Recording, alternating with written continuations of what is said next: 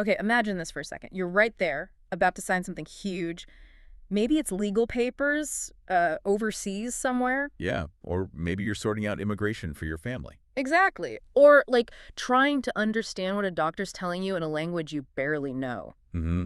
The words matter a lot. They really do. But what happens when those super important documents have to cross a language barrier and, the stakes are incredibly high? Well, that's where things can get risky, often in ways people don't even see. How so? A tiny slip in language, maybe a phrase interpreted just slightly wrong, even a formatting mistake. Right.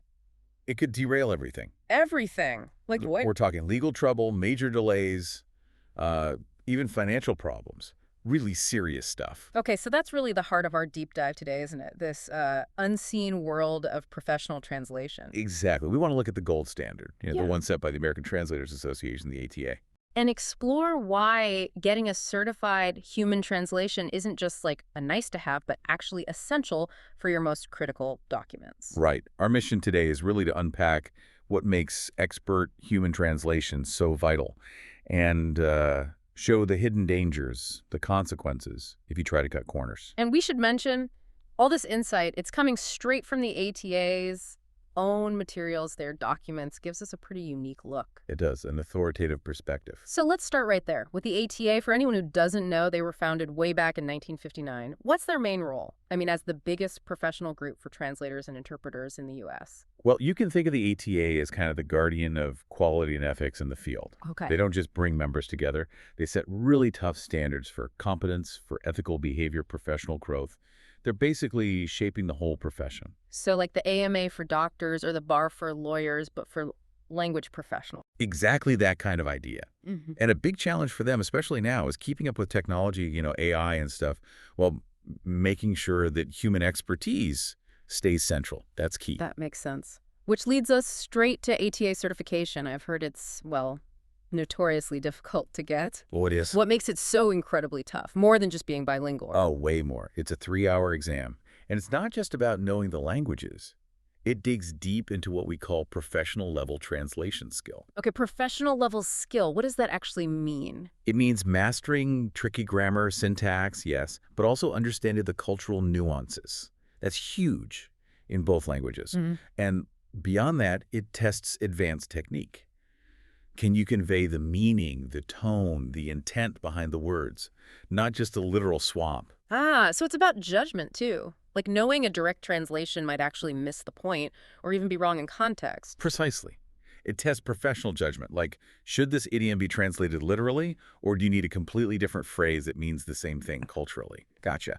I remember hearing about a case, sort of a teaching example, where translating a business term word for word was technically correct, but culturally came across as an insult, could have tanked the whole deal. Wow. Navigating those little landmines, that's what sets certified pros apart. And that's why the pass rate is so low, often under 20%. Under 20%, serious? Yep, and the exam. It's graded by at least 2 senior certified translators, so it's incredibly rigorous. And that rigor isn't just about, making it hard. It's crucial for you, the person relying on that translation, when things really matter. Absolutely. Which brings us to that critical difference. Choosing between a certified pro versus, say, a free app online, or even asking a friend who speaks the language. Right. When it's your immigration status or your legal rights or maybe your career, your education, that choice can have huge, maybe devastating consequences you didn't expect. Let's take immigration. USCIS, U.S. Citizenship and Immigration Services. What are their rules? Okay, so with USCIS, it's completely clear. No wiggle room. Any document not in English must come with a full English translation. Okay. And crucially, it needs a formal certification.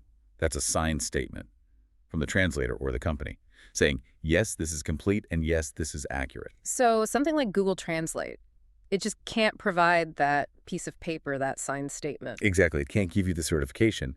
But the problem goes deeper than just missing a signature. How so? These free tools, they're just not reliable enough for high-stakes stuff. They mess up names, they misunderstand legal terms, medical terms. They can totally mangle the formatting of a document. And the consequence for you. It might not just be a delay, like a request for evidence, an RFE. Right, which can mean months of waiting, agonizing. But it could even be worse, an outright denial. Or Something subtle, like creating a bad first impression that follows your case. That's a risk people don't always think about. Yeah, that makes sense. And the legal system needs that same kind of absolute precision, right? Court filings in Massachusetts, maybe a business contract up in New Hampshire. Clarity is everything. Everything. Think about it. A badly translated contract, it could change who's liable for what. An affidavit that's not quite accurate, it could completely undermine a witness's testimony. We're talking about potentially life-altering impacts. Freedom. Money. So this is where the certified translation service really proves its worth. It's indispensable in these cases. Mm. It's not just about getting the words right. It's about getting a legally sound document, one that's backed by professional accountability. So what does that guarantee look like in practice? Well, first, human expertise.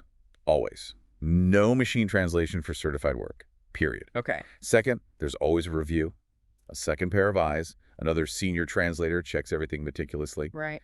And third, you get that guaranteed compliance, the signed certificate of accuracy, often notarized by a licensed notary public, so it holds up in court. That's thorough. It has to be. It's why companies that follow these standards, human experts, two-person review, like translatedpage.com, for example, they can report really high acceptance rates, like 99.8% with USCIS and other agencies. It shows that the process, that professional trust, works. It's fascinating, though, how the ATA's work goes way beyond just the certification itself. They're really active in advocacy, right? Promoting the value of these services. They really are. They're constantly working to raise awareness and tackle issues facing the profession. Like what kind of issues? Well, for instance, they recently weighed in on a Wisconsin bill, Senate Bill 357. They sent a letter warning about using AI in courts instead of human interpreters. Oh, interesting. Why? They stressed how critical human nuance is, especially in legal settings. Understanding tone, implication, things AI might miss. Makes sense. They've also put out guidance for interpreters who might encounter law enforcement unexpectedly. It shows they're looking out for the profession's integrity, but also their members' safety on the ground. These are important behind-the-scenes actions. And for the translators and interpreters themselves, the ATA provides a lot of support. Absolutely. It's a strong community. They have annual conferences, webinars all the time, different divisions for specialties like legal or medical, mentoring programs too, and really useful for anyone needing services, their language services directory. It lists over 7,000 professionals. You can search by language, specialty, location, credentials.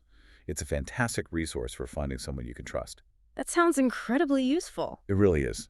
And the ATA keeps its finger on the pulse of the industry too. They report on broader news and challenges. Such as? Oh, all sorts of things. Recently, they've covered the arrest of a former Afghan interpreter by ICE, which raised concerns. Also, federal efforts pushing for English-only services in some areas. Okay. Issues in other countries, too, like changes to how Canada hires parliamentary interpreters. And the reaction from translators about new AI services trying to translate fiction. It's a real mix, but it shows the complex landscape they operate in. And they're presenting these issues impartially, just reporting on what's happening. Yes, reporting on the developments affecting the industry, the concerns being raised by professionals. It's about keeping everyone informed. And there's also a foundation connected to this, AFTI. That's right, the American Foundation for Translation and Interpretation. AFTI supports the profession too, but more through things like research grants, scholarships, creating educational materials, kind of bolstering the academic and developmental side. So all of this work, the standards, the advocacy, the resources, it ultimately circles back to why this matters to you, the listener. Exactly. Think about businesses. Yeah. Professional translators help them expand, reach new customers globally, grow their bottom line. It's essential for international commerce. And in public services, too, it's critical. Absolutely crucial. Yeah. Take New Hampshire, for example. Nearly 10% of the people there speak a language other than English at home. Wow, 10%. Yeah. So in healthcare there, clear communication isn't just good practice for patient safety, it's often a legal requirement. Makes perfect sense. Or think about Massachusetts. With so many international students, diverse immigrant communities, the schools rely heavily on translation and interpreting to meet legal standards and to make sure all students can actually learn effectively. It's about basic access and safety in our diverse society. So wrapping this up, it really feels like the core message is pretty clear. In this connected world, professional, certified translation, it's not some luxury item. Not at all. It's foundational. Yeah. For accuracy, yes, but also for legal compliance, for your personal security, your future sometimes. And it makes you think, If just one mistranslated document, a legal paper or a medical note, can cause such huge personal problems, Hmm. what are the bigger societal costs when we maybe undervalue these professional language services in other areas we don't even think about? That's a great question. What other small language barriers, things we just take for granted, might actually be holding back progress? Or creating risks we haven't seen yet? Or maybe even quietly making inequalities worse in this globalized world? It really highlights the hidden immense value of having these linguistic bridges. They kind of hold everything together, don't they? They really do, more than we probably realize.